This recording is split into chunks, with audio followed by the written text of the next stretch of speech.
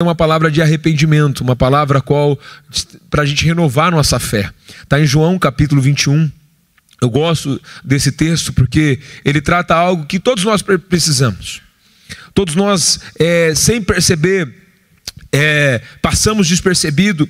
E esse texto ele retrata algo para a nossa vida e para a nossa história. João capítulo 21, verso de número 1, é o texto da reflexão dessa manhã, que diz assim: depois disso, Jesus apareceu outra vez aos seus discípulos, junto ao mar de Tiberíades. De seguinte modo, estava junto Simão Pedro, Tomé, chamado Dídimo, Natanael de Caná da Galileia, os filhos de Zebedeu e outros dois dos seus discípulos. E Simão Pedro disse: vou pescar. E eles responderam: nós também vamos contigo. Então foram, entraram no barco, mas naquela noite nada apanharam. Mas logo no amanhecer, Jesus estava na praia. Todavia, os discípulos não sabiam que eram ele. Pai, essa é a tua palavra e nós rogamos por ela. Por isso, Espírito Santo, eu quero te pedir nessa manhã que eu seja simplesmente o instrumento de Deus para falar sobre a sua igreja, para manifestar a tua glória. Por isso, Deus, que eu possa assumir aqui e o Senhor ser notado, o Senhor ser exaltado, assim como tem sido desde o começo deste culto. Tudo é para a tua honra, tudo é para a tua glória, tudo é para o teu louvor. Assim nós consagramos esse momento da palavra ao Senhor. Leva-nos, ó Pai, a mente cativa à tua palavra, que nenhuma distração venha sobre esse momento, e que nós possamos ficar fiéis e fixo àquilo que o Senhor quer ministrar à tua igreja. Por isso, Espírito Santo, blinda nossos ouvidos, para que nós possamos estar fixados nossos olhos na tua palavra. Assim nós consagramos o nome de Jesus. Amém. Como permanecer? A pergunta vem para nós essa manhã como permanecer apaixonado? Como que nós podemos permanecer cheio de paixão por Deus? Como que nós podemos conviver a cada dia mais apaixonados por Deus? Eu vou sair um pouquinho do texto e depois eu volto para ele, mas é interessante que todos nós, com a passada do tempo, a gente vai perdendo a paixão. Tudo que a gente faz com o tempo, a gente perde a paixão. Eu lembro que a minha paixão era jogar futebol. Mas quando essa paixão se tornou uma paixão profissionalizante, profissional, uma carreira, o que aconteceu? Eu comecei a perder a paixão. Então treinar para mim era algo que não era legal. Todo dia, você imagina você entrar no vestiário, tinha um professor ali com uma planilha, você pisava e ele anotava o seu peso. Acabava o jogo, ele ia lá e anotava o seu peso. Você não podia tomar um remédio sem consultar um médico. Então tudo era prestação de conta. No final, nas férias, você ganhava uma planilha. A sua rotina de treino tem que ser essa, para quando você voltar e você estar preparado para a pré-temporada. Então aquilo começou a ficar tediante. A paixão que eu tinha para jogar já não era a mesma paixão que eu tinha para treinar. Mas não tem como jogar sem treinar. Não tem como eu pegar e atuar no campo sem estar treinando. Ontem o camisa 10 da Ponte Preta, meus irmãos, ele estava fora de forma. Ele corre, parece estar amarrado. Ontem eu falei assim: eu aposentado jogo melhor que ele. Mas é o futebol. Como que ele está lá? Ele ganha para aquilo e não consegue ficar em forma. E a mesma coisa, nós que somos apaixonados por Deus. Andar com Deus não é só vir num culto. Andar com Deus não é só a gente dizer que a gente é crente. Andar com Deus se envolve ser apaixonado pela palavra dele. A única forma de nós sabermos quem Deus é, a única forma de nós compreendermos a grandeza e a totalidade de Deus e a grandeza de Deus é sendo apaixonado pela palavra de Deus.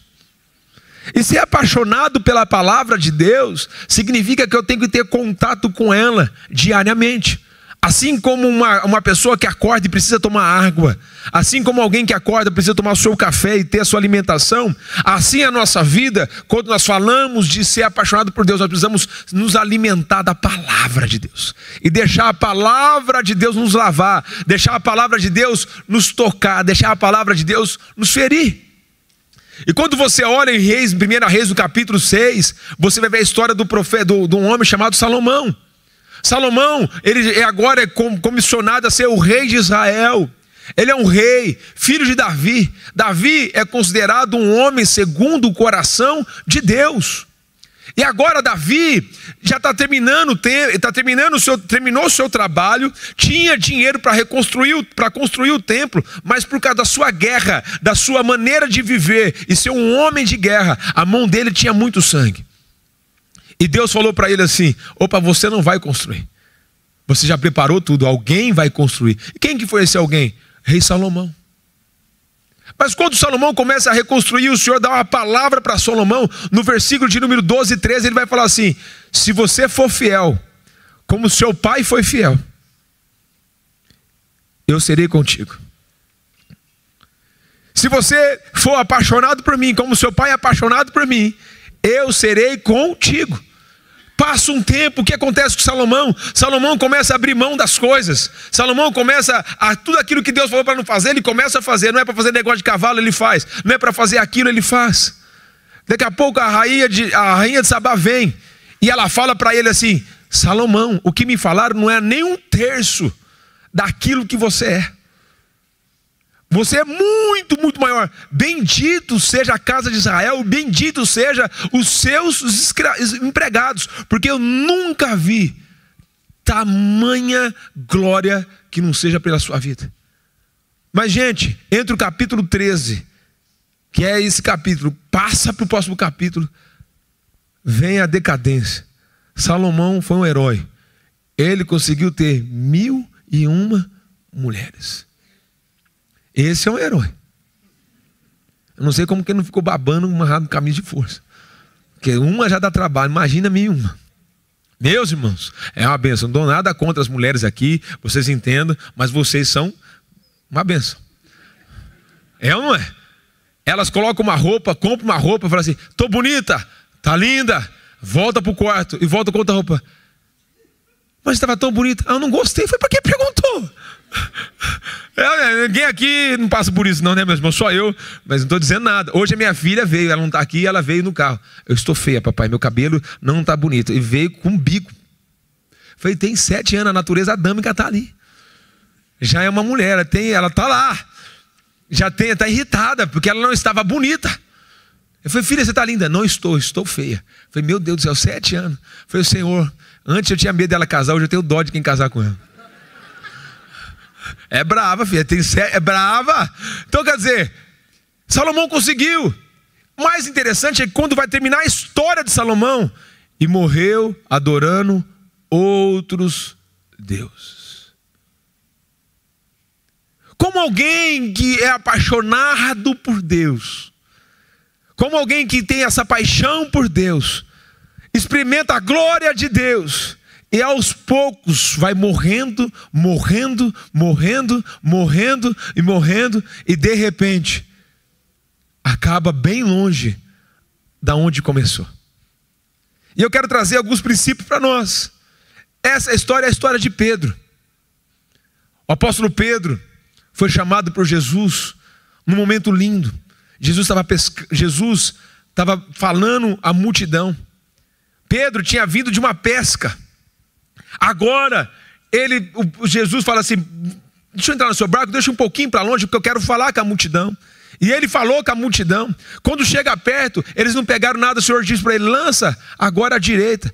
Imagina, horário inapropriado, horário que não era horário de pesca. Todo mundo que pesca aqui sabe os horários de pesca. O horário já não era um horário de pesca. Ele falou: joga aqui, por favor. Pedro, maravilhado de ver Jesus fazer o que ele tinha feito com aquela multidão, Pedro diz: pela tua palavra eu lançarei as redes. E ele joga as redes e pesca uma grande quantidade de peixe, ao ponto do barco quase ir a pico.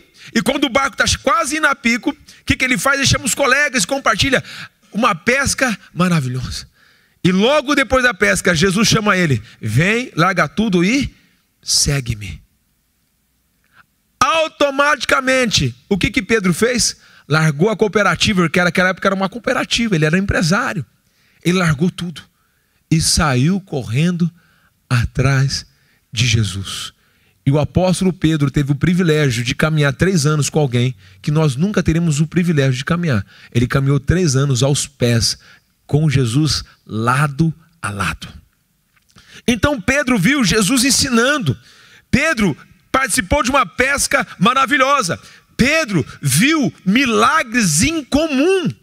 Ele viu o paralítico andar, ele viu o cego enxergar, ele viu o morto ressuscitar, ele viu tanta coisa maravilhosa. Ele andava lado a lado com Jesus. E ele viu milagres extraordinários com Jesus. Ele é apaixonado por Jesus. Ele, ao ponto de ele largar tudo. O que faz uma pessoa largar tudo e fazer uma outra coisa? É a paixão. O que faz a gente não olhar geografia, o que a gente não mede distância, é uma paixão, uma convicção. Quando a gente é apaixonado por algo, nós não limitamos, nós não colocamos limites, a gente vai. Quando um cara está apaixonado pela mulher, ele viaja 24 horas para ficar 1 hora com ela e vai embora. Mas ele vai. Não é distância que importa. Ele faz sacrifício, ele aprende a comer até japonês, meus irmãos. Ele vai com tudo. Ele conta a história, ele faz tudo, ele surpreende, ele compra a flor. Eu não faz igual eu, meus irmãos. Agora eu vou contar a minha. No 3º ano que eu dei de casamento, eu dei a mesma flor para minha mulher. Rosas colombianas. Era linda. No 3º ano eu dei para ela. E ela não postou. Eu falei, você não gastou da flor? Ela falou, para de gastar dinheiro. Ela falou, eu vou pôr a foto do ano passado, porque é a mesma. Seja criativa. Ela não gostou. Não que ela não gostou do presente, ela não gostou, você não tem criatividade, você não está pensando. Então, eu parei de dar rosa para ela, agora dou espinho. Brincadeira. Mas o que eu quero dizer, a gente não mede esforços para ser criativo, para fazer algo, porque a gente está apaixonado. Agora, o que acontece quando essa paixão diminui? Então a primeira coisa é, repete comigo, eu preciso permanecer apaixonado por tudo que você começou. Só que vem os dias difíceis, vem os dias de teste, vem os dias que você precisa perseverar, vem dias que você precisa andar por fé, vem dias que você precisa exercer a convicção. Porque só paixão não dá, tem que ter convicção. E o que acontece? Ele vai se acostumando com aquilo. Pedro, os discípulos se acostumou com Jesus. Jesus dá um jeito. Pô, imagina, 5.000 homens, fora mulheres e crianças. Ele abençoou 5 pães e 2 peixinhos. E uma multidão de gente comeu. Gente, isso é milagre. Eles se acostumaram. Tudo que não dava certo, Jesus vai resolver. E eles foram se acostumando. Pedro se acostumou com o milagre. Pedro se acostumou com a presença. Pedro sempre estava no meio da confusão. Já viu alguém que a confusão está para lá, a pessoa ela está aqui, não tem nada a ver com a confusão, ela está lá, é Pedro. Pedro é assim, está conversando com os discípulos, está nananana. Aí o cara chega assim, tem que pagar imposto ou não paga imposto? Não, nós pagamos imposto. Aí Pedro chega para Jesus, ei Jesus, não pagamos imposto? Não pagamos. Aí, não, pega uma moeda lá, Pedro, por favor, paga o imposto, tem que pagar. Daqui a pouco, Jesus começa a contar o plano maravilhoso. Olha o que Pedro diz. Jesus pergunta para quem diz que eu sou? Pedro diz, tu és filho de Deus. Ele, nossa Pedro, é revelação do alto, hein? Mas no mesmo capítulo, vai descendo.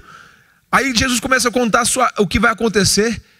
Pedro fala, de jeito nenhum, vamos levantar um exército, vamos fazer isso. Olha Jesus para Pedro, arreda de mim, Satanás. Porque a Bíblia diz que o precipitado também peca. Tem muita gente que fala antes de pensar.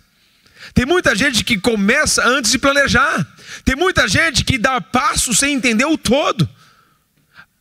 E às vezes a gente começa, eu vou revolucionar a igreja. Meus irmãos, a igreja tem 2.000 anos. Sabe o que a gente está fazendo? Todos nós aqui, sem exceção, estamos tentando destruir a igreja e Deus está consertando.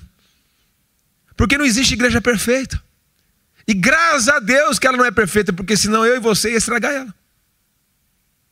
E graças a Deus que a igreja não é perfeita, porque nós somos imperfeitos. E Deus sempre está nos corrigindo. Deus sempre está nos tratando. E Pedro está assim. Pedro foi testemunha de tudo, mas o tempo foi passando. Ele começou a dar má nota. Qual foi a má nota de Pedro? Pedro começa a ultrapassar os limites de quem ele era. Pedro foi perdendo a sua identidade. Paixão, foi se acostumando e agora começou a passar os limites. Qual foi o limite? Quando Jesus se revela para ele o que vai acontecer, Jesus fala: eu preciso lavar os seus pés. Pedro chega assim: meu pé ninguém lava. Mas nunca que o Senhor vai lavar meu pé. Aí Jesus fala para Pedro: Pedro, se eu não lavar os seus pés, você não tem parte comigo. Pedro, lava tudo. Não, é só o pé. Você já tomou banho, é só o pezinho. Então Pedro, esse cara, ele é 880. Está no monte, está no vale. De manhã você louva a Deus. Você vai cantando. Tinha a musiquinha do Celebrar. Louvai de coração. Aí você vai cantando. Só que chega de manhã, você canta louvai de coração. A primeira fechada, ele, filho de Belial, amante de Satanás. Você começa a cantar. Só porque você não quer usar os palavrões. Na hora do almoço, a primeira negativa que você tem, você já quer matar um. Final da tarde, você já matou um. Então quer dizer, somos nós, altos e baixos. Quem aqui no começo da semana, essa semana vai ser uma bênção. Chega sexta-feira, que demônio de semana. Levanta a mão aqui, vamos conversar, vai. Conheço, eu te conheço. Tem um pastor que fez um projeto da igreja, 1 mês sem reclamar. Aí tinha pulseirinha, deram uma pulseira. 1 mês sem reclamar. Aí o pastor Elias conta essa história, falou assim: gente, que coisa maravilhosa. Que campanha, 1 mês a igreja sem reclamar. Que coisa boa. O pastor auxiliar era meu amigo. E cada vez que você reclamava, você tinha que trocar a pulseira de braço. Chegava, aí começou a campanha, domingo à noite. Na terça-feira, o Elias ligou pro pastor: e aí, cara, que campanha maravilhosa. Como que tá? Ele: uma porcaria. 2 dias, ao ponto dos pastores começarem assim. Você reclamava uma vez, você tinha que trocar a pulseira de braço. O pessoal reclamava 2 vezes para não trocar a pulseira do braço. Porque ninguém consegue viver sem reclamar. É uma luta, mas quanto mais a gente reclama, quanto mais a gente fala, mais toxinas ruins nós trazemos para nós. Quanto nós começamos a reclamar e a olhar com uma vista de murmuração, não de gratidão, mas numa plataforma onde nós só olhamos com aquilo que falta e não somos gratos, o que acontece? A gente começa a trazer toxinas para nós. E Provérbios vai dizer: assim como o homem imagina, assim ele será. Assim como o homem imagina, assim ele é. Então, assim como você, a imagem que você tem de si, a imagem que você alimenta, é o que você é. Então você tem que alimentar o quê? Eu sou filho de Deus Altíssimo. Eu sou filho do príncipe da paz. Eu sou aquele que anda com o guarda de Sião. Aquele que cuida, aquele que ama, aquele que visita. Eu sou escolhido por Deus. Eu sou apaixonado e Ele me ama. Eu me alimento do amor de Deus. O salmista diz isso: aquieta minha alma, Senhor, porque está batida, porque perturba o meu coração. Quer dizer, eu vou me alimentando da palavra de Deus. Tudo que é bom, tudo que é puro, tudo que é agradável, isso falais. Quer dizer, eu vou me alimentando. E Pedro foi se acostumando. Pedro perdeu a sua essência. Pedro é chamado de Satanás. Pedro não quer que Jesus lave os pés dele. Pedro, no monte, quando Jesus está para ser entregue, o que ele faz? Ele corta a orelha de Malco. E Jesus fala para ele assim: guarda a espada. Não é assim que a gente vai vencer. A gente vai vencer conforme a palavra de Deus nos ensina. Aquele que quer ser o primeiro, seja o último. Aquele que perder, ganha. Aquele que quiser ganhar, perde. Olha a diferença daquilo que é pregado no mundo. Jesus era o leão da tribo de Judá, mas ele não venceu como o leão da tribo de Judá, ele venceu como um cordeiro de Deus. Ele não venceu como um leão que ruge, ele venceu como um cordeiro. Aquele que entende que é amor se manifesta em amor. E a gente vai para Mateus 21, 26. Eu quero ler com você. Jesus adverte Pedro, horas antes dele ser crucificado. Jesus adverte Pedro, hora antes de ir para Getsêmani. Mas Mateus 26, versículo 69, vai dizer assim: Pedro estava sentado do lado de fora, num pátio, A criada aproximou e disse: tu também estava com Jesus o Galileu? Mas, versículo 70, mas ele negou diante de todos, dizendo: não sei o que está falando. Dirigindo-se para a entrada, outra criada viu e disse ao que ali estavam: este também estava com Jesus o Nazareno. E jurando, ele negou outra vez: não conheço esse homem. Como alguém que anda com alguém, que experimenta o que experimentou, vive o que viveu, e em poucas horas está dizendo que não conhece este homem. Mais um pouquinho. Depois disso, o que estava ali aproximou e disse a Pedro: certamente, tu também é um deles, pois o teu falar te denuncia. Então começou a proferir maldições e a jurar: não conheço este homem. Imediatamente o galo cantou. Algumas horas depois, aquele homem que andou com Jesus, que experimentou o milagre de Jesus, que era apaixonado por Jesus, passou algumas horas, ele foi confrontado diante do cenário, e ele fez o que Jesus já tinha dito: antes que o galo cante, você vai me negar 3 vezes. E qual foi a palavra dele? Ainda que todo te deixe, eu jamais vou te deixar. O que isso aconteceu? Por que isso gerou? Porque ele foi perdendo a paixão. Nossos irmãos acabaram de se batizar aqui, apaixonados, choraram. Nós choramos lá atrás, quando nós batizamos. E passado alguns anos, a nossa mente está cauterizada, coração endurecido, e nós não choramos mais pela presença de Deus. E aí talvez a gente não negue Pedro como Pedro negou, mas nós negamos Pedro. Nós negamos Jesus toda vez que nós damos mais crédito para o barulho de fora do que para aquilo que Deus diz. Nós negamos Jesus toda vez a qual nós amamos mais as coisas e diminuímos Ele. E quando a gente usa Ele como meio dos nossos benefícios, nós estamos negando a Jesus na sua essência. Literalmente igual a Pedro. Mas é interessante porque a gente não percebe. O que tem? A gente usa essa frase. Eu acho que quando chegar no inferno vai ter uma palavra assim: o que tem? Nada a ver. Nada a ver. Nada a ver. O que tem? Olha, pastor, você não sabe como eu preciso ser feliz. O que tem? Nada a ver. É assim, eu escuto isso. Aí passa um tempo: pastor, pelo amor de Deus, corre, eu preciso de ajuda agora. Por quê? O que tem? Nada a ver. Gerou um caos. E agora o pastor, que é o SAMU, precisa ir lá e resolver o problema. Porque o que tem nada a ver, aconteceu. Aí o SAMU tem que ir lá e dar um jeito. E se o pastor não for, a pessoa passa assim, ó: não ligou para mim. Estou te falando, gente.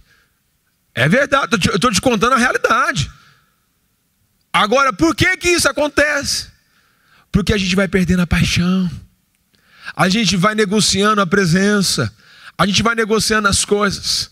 Então, a gente tem que tomar muito cuidado para a gente não perder a paixão. A gente tem que tomar muito cuidado para não ficar longe de Deus. E aí, a gente pode ficar tão distante de Deus. Não. Tá aqui, ó. Uma relação confortável, você aí, eu aqui, quando eu preciso eu peço, quando o Senhor quiser me dar alguma coisa eu falo, não deu, a Deus não quis. Mas a Bíblia diz que o reino de Deus é tomado à força. Esforça-te, não apagueis o vosso espírito. É um mandamento. Quer dizer, se não é para você apagar, significa que a responsabilidade de manter aceso é tua. Tem coisas que não é a gente, é uma responsabilidade pessoal. Eu preciso amar. Agora, o que é gostoso desse texto de João 21, não é o erro de Pedro, não é a fraqueza de Pedro, não é a perda da paixão de Pedro, é o amor extravagante de Jesus. Porque o Jesus aparece para eles aonde? Em Tiberíades. O que os discípulos estão fazendo? Voltaram a pescar, voltaram à prática antiga, voltaram às coisas passadas.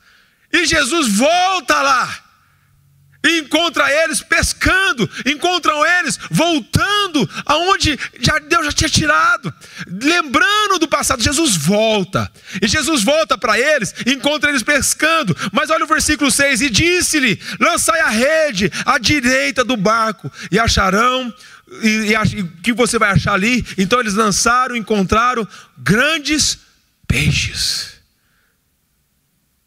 De novo, Jesus teve que lembrar a eles que o mesmo Deus lá continua amando eles, e que o mesmo milagre disponível continua disponível. Ele não mudou, quem mudou foi a gente. Então ele volta de novo, ele traz a memória. Ele traz a memória. E aí ele fala assim: agora você olha de novo, o grande peixe está aí, é a sua necessidade, tô de volta. Tô de volta. Tô de volta. E eles ficam perplexos. E nessa hora, versículo 14, e assim a terceira vez que Jesus apareceu aos seus discípulos, depois de ter ressuscitado dentre os mortos. Agora que interessante, Jesus apareceu para os seus discípulos. Jesus apareceu naquele lugar. Jesus preparou uma mesa. Jesus preparou um churrasco com peixe, meus irmãos, um pintado na brasa, com tomate, pimentão, sal grosso. Oh Jesus, alguém me convida nessa manhã para comer isso para a glória de Jesus? Eita glória, é de Deus, está na Bíblia, e no céu vai ter. Deu até água na boca, eu pensando agora, o pintadão na brasa. Oh Jesus, vamos para a churrascaria hoje. É bom demais, tudo termina na mesa. Jesus traz seus discípulos. Agora imagina aquele filho que errou, aquele filho que está merecendo um castigo, aquele filho que está merecendo uma pizza, está comendo, e está os discípulos lá. Imagina a cara de Pedro: vai chegar a minha vez, vai chegar a minha vez. E aí o texto é lindo. Depois de ter comido, versículo 15, Jesus perguntou a Simão Pedro, imagina, e aí Pedrão? Você imagina a gente, quando a gente vê alguém errando, quando a gente vê alguém falando com a gente: eu não te avisei, você não é meu amigo, tá vendo, você não tem palavra, conheço gente aqui, meu irmão, eu sei, o ser humano é tudo igual, só muda a estética, a essência é a mesma, de Adão. O Telzinho tem 2 anos, o Adão tá lá, meu irmão. Esses dias ele fazendo arte, ele falou para a mãe dele: o que você quer? Apanhar, mamãe. Ele falou: isso tem 2 anos. Aí a natureza de Adão está lá, já está lá. Ele pinta a parede, esconde lá. Ele vem com sorriso maroto. A natureza está lá 2 anos. Então a gente tem a mesma essência. Temos o mesmo pai. Agora Pedro está pensando: agora eu vou tomar uma pizza. Agora eu vou apanhar. Jesus vira para ele e só faz uma pergunta. No versículo de número 15: tu me amas mais que esses? Você imagina para Pedro, achando que vai tomar uma chicotada. Jesus olha para ele: Pedrão, tu me amas? Olha a resposta de Pedro: sim, Senhor, tu sabes que eu te amo. E Jesus disse: cuide dos meus cordeiros. Você imagina agora Pedro poder falar para Jesus: oh, Jesus, eu falei com você, mas o Senhor sabe que eu te amo. E agora Jesus vira a segunda vez: Simão, filho de João, tu me ama? Ele respondeu: sim, Senhor, tu sabes que eu te amo. Jesus disse: pastoreai as minhas ovelhas. Você condicionaria o rebanho do Senhor, você consideraria o seu tesouro para alguém que acabou de enganar você, que acabou de negar você? Jesus está fazendo isso. Tu me amas mais do que esses, tu sabes que eu te amo. E pela terceira vez Jesus perguntou: Simão, filho de João, tu me amas? Pedro, com tristeza, entristeceu-se, e por lhe ter perguntado pela terceira vez: tu me amas? Ele respondeu: Senhor, tu sabes todas as coisas, o Senhor sabe que te amo. Jesus diz: cuide das minhas ovelhas. E pela terceira vez, Pedro agora é confrontado no amor, na carência, na graça, e Deus está falando para ele assim: ó, tu me amas? Se tu me amas, cuide das minhas ovelhas. Nós podemos aqui fazer um paralelo. Deus deu 3 chances para ele reafirmar agora que ele ama, como se fosse uma mentoria. Fala de novo, repete comigo: você me ama, me amo, ama de novo. Então ama, vamos, ama. E vamos embora, aquela coisa de coach, para poder fixar na cabeça: eu amo, eu sou amado, eu sou vencedor. É igual no Bob, pede para sair, não pede para sair, sai, não sai, vamos, aquela coisa doida que você fica doido. Até eu estou doido aqui já. Então, ou seja, você está amando, e Jesus está dizendo assim: tu me amas. Mas quando a gente vai estudar a palavra de Deus, a gente vai aprender um pouquinho mais. Na verdade, no grego, amor tem significados. No grego, o amor tem vários significados. E o que Jesus está perguntando assim: Pedro, tu me ágape? Ele fala: tu sabes que filéu. Tu me ágape, tu sabes que filéu. Quer dizer, eu não te amo como o Senhor me ama. Eu não consigo te amar como você ama. E agora Deus está dizendo assim: vai e cuida das minhas ovelhas, porque agora você entendeu que você não pode nada sem mim.